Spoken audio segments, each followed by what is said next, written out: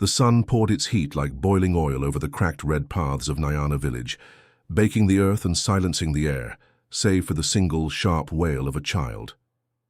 Zuri, just 12, stumbled along the dusty track toward the only home she'd ever known, her small feet bare, her eyes wide with confusion and pain. The hut she shared with Kofi and Adisa wasn't much, 2 tiny rooms with a patched thatch roof, but to her, it was the safest place in the world. Outside, Kofi, a broad-shouldered, soft-spoken man she called father, sat sharpening his cutlass for the farm. He looked up, his eyes narrowing as he saw her tears. "Zuri." "What happened?" he asked gently. She wiped her cheeks and stammered, "I stepped on a thorn again."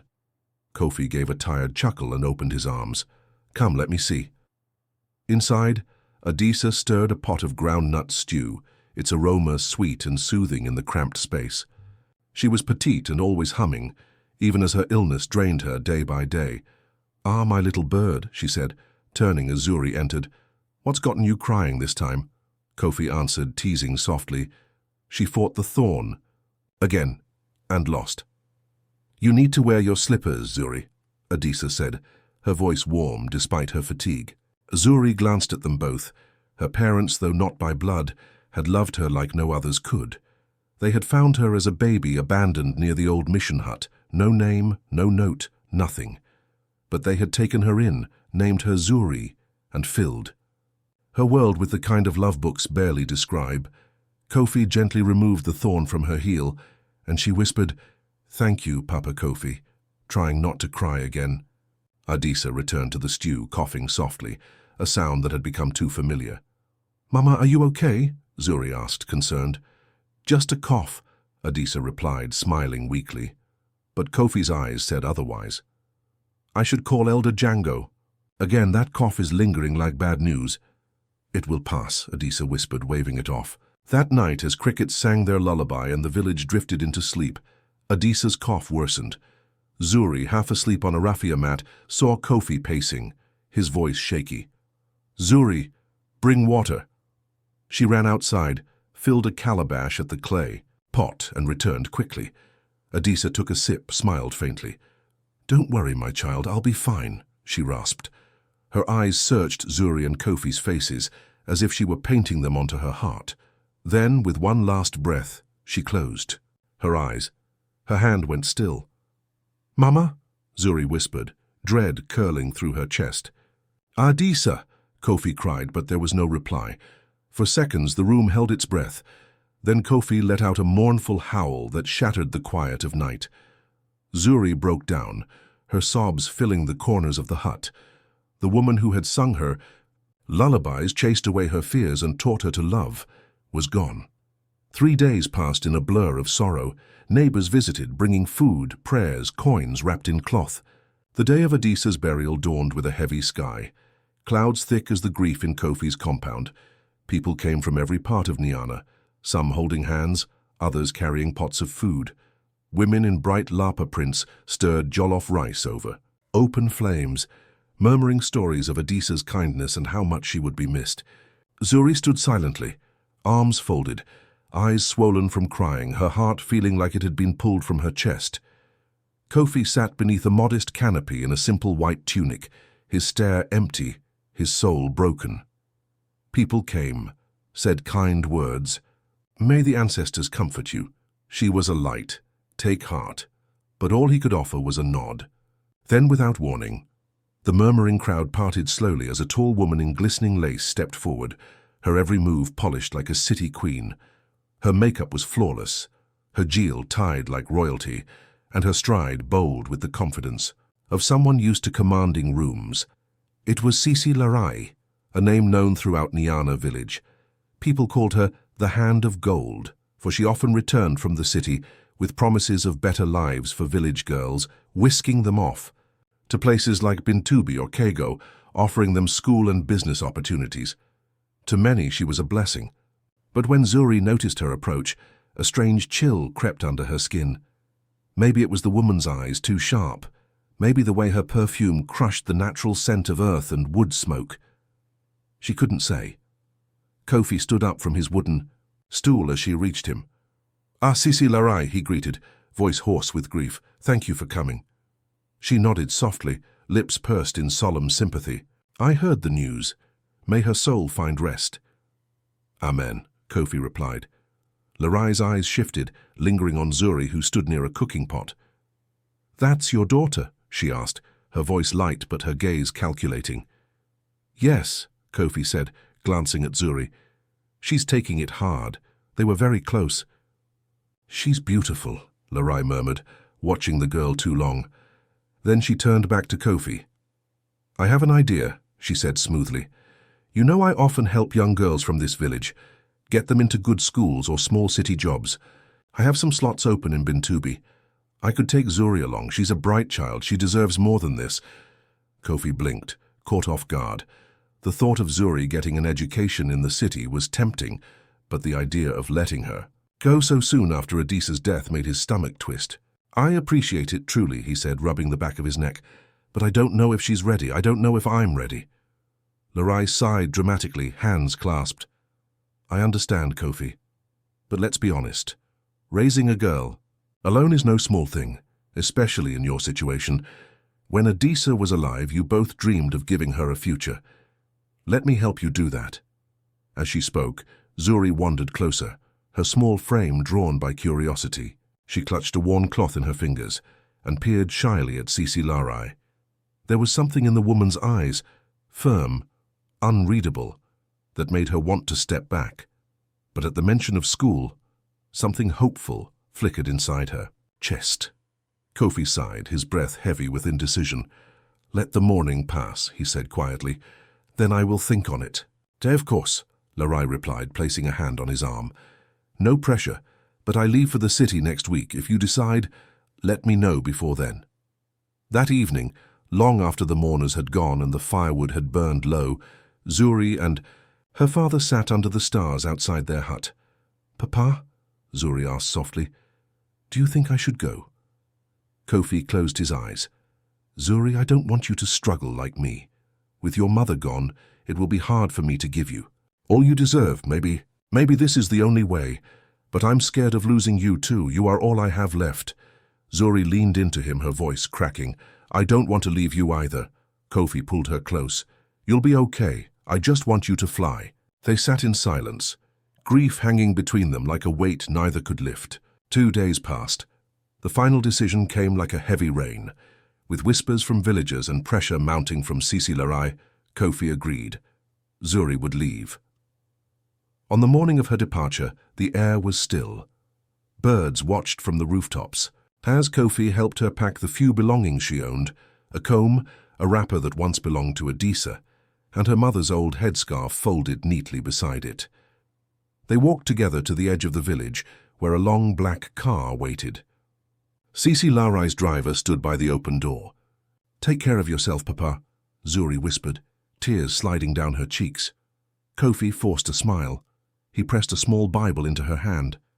"Keep this close," he said, eyes wet. "And remember, no matter how far you go, I love you." Zuri nodded, hugging him tightly. Then with trembling legs she climbed into the car beside Larai. The engine hummed to life and began rolling forward. "Don't worry," Larai said, placing a hand on her shoulder, her nails gleaming. "You'll see him again soon." Hours passed. The red dust roads gave way to tar and traffic. Zuri pressed her forehead to the glass, eyes wide. Never had she seen so many cars, so many buildings scraping the clouds, so many people moving, like waves. Horns blared. Street hawkers yelled about snacks and soaps. The city was a storm. She didn't know where they were going, but she knew her life had just stepped into a world far beyond Nyana's quiet hills. As the tall black gates creaked open, Sisi Larai snapped Zuri out of her daze with a sharp voice. "This is where you'll—" "Stay," she said flatly. The compound was walled, tall and quiet, but what lay beyond made Zuri's chest tighten. A long, 2-story structure stood in the center, like a dormitory, but older and cold. Girls moved around the courtyard. Some carried buckets, others sat chatting. A few paused to glance at Zuri with curious eyes. "Come," Larai ordered, her tone suddenly brisk, all sweetness from the village gone. Inside the main building, A tall, stony-faced woman waited near the stairs. Her gaze scanned Zuri up and down. "Is this the new one?" she asked. "Yes," Larai replied. "This is Zuri. Take her to the back hostel. Find her a bed. I'll handle her school registration later." Her voice was clipped, businesslike, nothing like the warmth she'd shown Kofi. Zuri's stomach twisted. She nodded and followed the tall woman silently. Down a hallway, through a back door, they entered a crowded room lined with bunk beds. "You sleep there," the woman said, pointing at a lower bunk with a small box beneath it. "Keep your things inside. I'm called Al-Haja." Zuri whispered. "Thank you, Ma." "Toilets are down the hall. Food is at 8. Don't be late." Al-Haja snapped, then turned and walked away. Alone now, Zuri scanned the room. The smell of kerosene smoke and sweat filled the air. A few older girls watched her from the far end, whispering. One of them, heavily pregnant, with deep brown skin and long braids, approached gently. "Hello, my name is Yene," she said. "You're new?" Zuri nodded. "Just came from Nyana village," she said softly. "I'm Zuri." Yene smiled kindly. "I came from a village near Kago last year." Her hand touched her belly. "Did they tell you anything about life here?" Zuri shook her head. "They just said I'd go to school." Yene's smile faltered. She looked toward the door where Al-Haja had exited. "We'll talk later," she whispered. "For now, rest." That night, sleep evaded Zuri. The room was loud with coughing, whispers, creaking beds. But what kept her awake was the ache. The thought of Kofi sleeping alone under the stars, missing her, of Adisa's voice now forever gone. She blinked away tears until exhaustion finally took her. At dawn, heavy footsteps jolted her awake. Al-Haja's voice cracked across the room like a whip. "Up! Time for work!" Zuri blinked, confused. Work? She thought she'd be getting ready for school.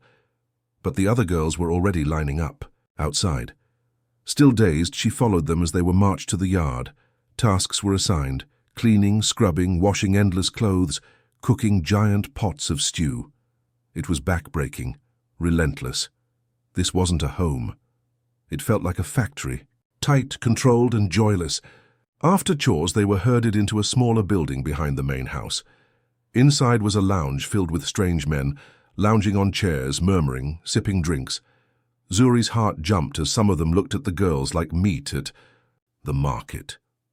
She stepped closer to Yene, who muttered, barely moving her lips, "Sisi Larai runs a business." Zuri's chest froze. "Not a school," Yene added, eyes downcast. But before she could ask anything, Al-Haja barked, "You two, over here!" Zuri and Yene walked forward, trembling. Al-Haja pointed to a tray. "Serve them drinks." Zuri's hands shook as she picked it up. One of the men grinned at her, a slow, leering grin. "What's your name?" he asked, voice thick. "Zuri," she said, staring at the floor. "Pretty," he murmured, eyes crawling over her. Zuri quickly placed the drink before him and backed away, her heart racing, like it would explode. In that moment, everything became clear, as this place was never meant to be a school. It was something far darker. The days that followed became a nightmare of long work, fake smiles, and a growing sense of dread. Every morning she woke up hoping to hear Larai announce her enrollment, but all she heard were orders. Each evening brought new visitors, new whispers, new instructions. Slowly, painfully, Zuri understood. The men who came weren't guests, they were customers. And she was trapped. Each morning Zuri whispered the same prayer, "Will today be the day I'm saved?" She slept with the little Bible Kofi had given her pressed to her chest, clutching it like a lifeline. Some nights she felt like even her tears had dried up, but deep inside a tiny ember remained, a stubborn spark of hope. She had promised herself no matter what they did to her, she would not let them break her spirit. Then one evening, just as the sun dipped below the rooftops and silence crept through the compound, a new girl was brought in. Small, frightened, wide-eyed, just like Zuri had been not so long ago. And in that moment, something inside Zuri cracked. How many more will they destroy? That same night, Yene leaned close to her and whispered, "There might be a way out." Her voice trembled like leaves in the wind. Tomorrow night, Madam leaves for a charity event. She takes most of the guards with her. There's a small old tunnel behind the hostel near the broken wall. It was a drainage once. Zuri stared into her eyes. She wasn't lying. At dawn, her breath came in short bursts. This would be her only chance, or the end of everything. The next day, after Zuri drove away in her jeweled head wrap and expensive perfume, the compound fell unusually quiet. Zuri and Yene crept to the back of the hostel, where weeds hid a narrow tunnel carved long ago. Zuri tucked the Bible inside her blouse. "Are you ready?" Yene asked. "No," Zuri replied, "but I'm going anyway." On their knees, they crawled through the dirt and darkness, hearts pounding. Then, a breeze, fresh, cool air on their cheeks. They were outside, free. They ran for hours through brush and back roads until they reached a small village police outpost. With shaking voices, they told everything. The officers listened, stunned, and by morning they moved in. The compound was raided. Dozens of girls were found. Some were reunited with their families, others placed in safe homes. Zuri's empire collapsed. Zuri returned to Kofi. When she saw her father again, she ran into his arms, sobbing. "Papa." "I came back," she wept. He kissed her head. "My daughter was never weak." Months passed. Zuri now lived in a real boarding school, a real one this time. She wrote letters to Kofi every week and read her Bible every Sunday. The pain hadn't vanished, but the fire inside her had grown stronger. One day, she dreamed of building a school for girls, a place where no one could steal their futures. She swore to herself, "I will become the light I once needed."